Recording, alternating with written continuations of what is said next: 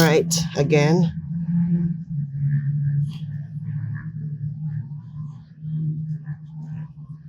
Just like that.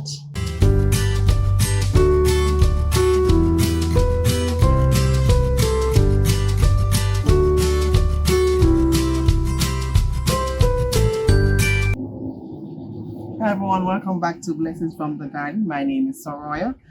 It is a beautiful day today. The weather is cooperating with us today. It's a bit cooler and this is the temperature that we like. And look at the rainbow in the sky. That's one of God's promises. Alright, so as you can see, I have in my hand a basket with some SWEETSOPs. Well, from the shorts that we did before, I'm going to insert that clip now so you can see.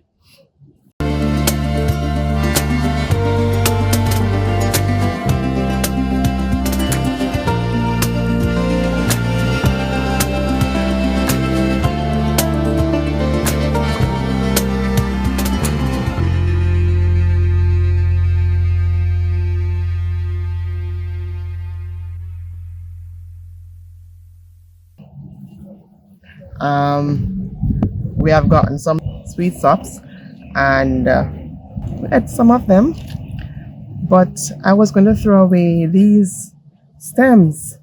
I said, but I wonder if I can propagate them, and lo and behold, you can. So I'm going to just cut off the stems of these and try to root them or propagate them to create more food. So these came from our neighbor's tree. All right.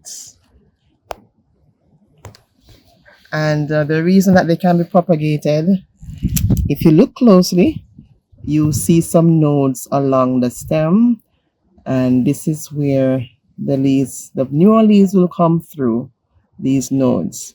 I have here an aloe vera plant. Actually, I got this plant at a function from September 8th. It wasn't looking that well. Ever since then, since we potted it up and gave it some nutrients, it has been looking much better. So what am I going to do with this? I'm going to snip off a piece of it. This will be our rooting hormone for the SWEETSOP plants, and some of you know it as sugar apple plants. So the cuttings or the stems, we're going to use the aloe vera plant as a rooting hormone.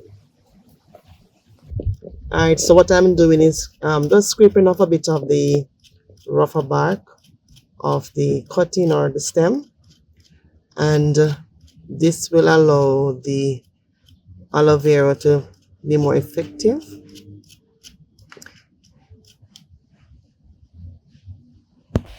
Alright, so this is what I'm doing, just dipping the stem in the juice of the aloe vera juice. And this is a natural alternative to synthetic rooting hormone, and this promotes good root systems on the stems. Once you have a good root system, you know you have a healthy plant. So that's one stem down. Now the aloe vera contains many compounds that may help with the root development, and these include like the vitamins, enzymes, and also amino acids. Again, placing the cut. Oh, let me scrape off this part. So let me do it again. Just scrape off a bit of it.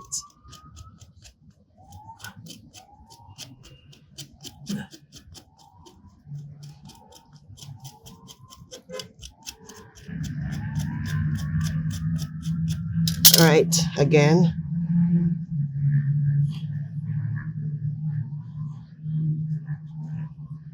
Just like that. And then right down in there. So in a couple of weeks time, we should be seeing some new growth on the stems. But even though the stems will have new leaves on, that's not an indication that the roots are growing. So it will take about roughly 6 months for it to produce some good roots, to have a good root system. I also have one more to go. And just like that. So you don't have to go ahead and buy any rooting powder. Those things are a bit expensive. So using your own natural things from the garden is a big plus.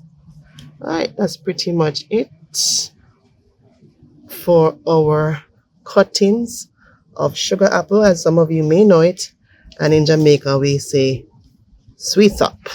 Alright, so we have 3 cuttings. I'm going to take this leaf off because this leaf will die a natural death. Alright, so we update you as usual with these 3 stem cuttings. Alright.